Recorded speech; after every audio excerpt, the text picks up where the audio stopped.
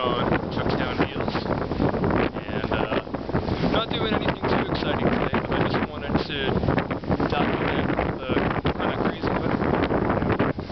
It's Thursday, and we're getting a little bit of what's left of Hurricane Ida. It's definitely a little chilly, cooler than it's been, and we got a lot of rain yesterday.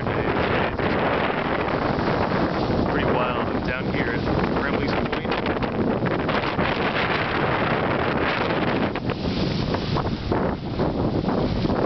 This is what's going on today in Charleston.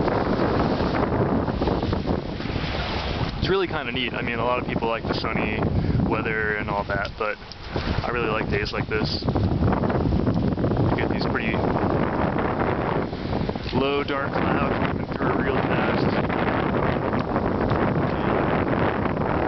The wind kind of makes things a little exciting.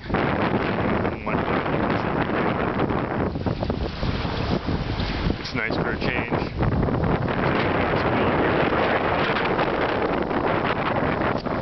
So that's it.